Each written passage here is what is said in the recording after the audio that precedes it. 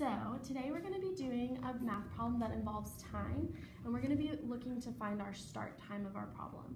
So just as a refresher, we're going to start out reviewing base 60. And with base 60, whenever we've reached 60 seconds, we're going to regroup and make it 1 minute. And then whenever we've reached 60 minutes, we regroup to make it 1 hour. So we're just going to keep that in the back of our minds as we do this, and then we're going to go through our problem. So our problem reads, if Bentley's baseball game starts at 2:30 p.m. in Houston and it takes 3 hours and 15 minutes to get there, at what time does he need to leave to make it to the game on time? So as we read through this, we can see that we have an end time, or the time that he has to be in Houston, of 2:30 p.m. We have an elapsed time of 3 hours and 15 minutes because that's how long it takes him to get to Houston. But we don't have a start time, or the time that he needs to leave his house to get there on time. So that's what we're going to be working to find, and we're going to be using a number line, and since we're working backwards to find our start time, we're going to be moving to the left. We're also going to be using a tally chart as well. That way we can keep track of the time that has passed, and we're going to be adding up the time as we go. So when we use a number line, we're going to make sure that we recognize that each segment and each little tally in between represents a section of 15 minutes within the length of 1 hour. So we're going to mark our starting point, which was 2:30 p.m., or technically it's our ending point, but that's where we're going to begin our jumps at, because that's where we're going to end, and that's where we have to move back from. So 2:30 p.m. Now, using the make 60 approach, we do jumps of 15 or 30 minute increments to get to the nearest hour. So if we're at 2:30, we can make a jump of 30 minutes to get us to 2 p.m. And we're also going to keep track of it on the side, 30 minutes. Now, since we're at a solid hour, we can make a whole jump of an entire hour, or 60 minutes, to get to 1 p.m. And here, we're going to write 1 hour. I'm going to tally it up and add it together to see that we have 1 hour and 30 minutes of elapsed time. This isn't enough because we're working for 3 hours and 15 minutes.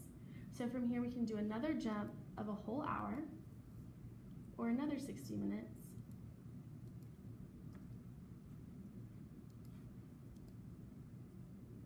Add those together, you get the 30 minutes, and 1 hour plus 1 hour is 2 hours.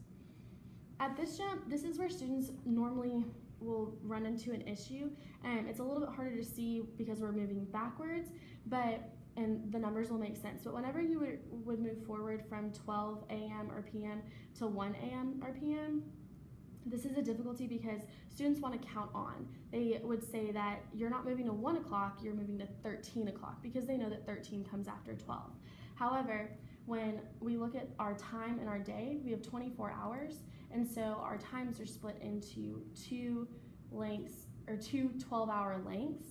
So this means that whenever we are moving from 12 p.m. or noon to the next hour, we're going to start back over and move to 1. And at this point also, since it's the noon time, we know that we have 12 hours of day and 12 hours of night. And so from here, we were working in PM, but now we're moving back to that second segment of 12 hours, which will now put us in AM. So from here, if we were to do another jump of an hour to get from 12 p.m. to 11 a.m., we would see if we added it up that would give us 2 hours and 30 minutes of elapsed time. However, it only takes them, or 3 hours and 30 minutes, my bad. However, it only takes them 3 hours and 15 minutes. So a whole hour jump is too big. So we can do a jump of 30 minutes, and we'll tally it here to get, we'll see that since we know we're in base 60, we'll have to regroup at this point because 30 plus 30 is 60, and 60 minutes equals 1 hour.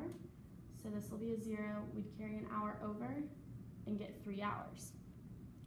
Also at this time, because we made a jump of 30 minutes, and we know that the attribute here is length, and each of these segments represents 15 minutes, so there's 60 minutes in an hour, and we made a jump of 30 minutes. So if we were to divide 60 by 30, we'd get 2.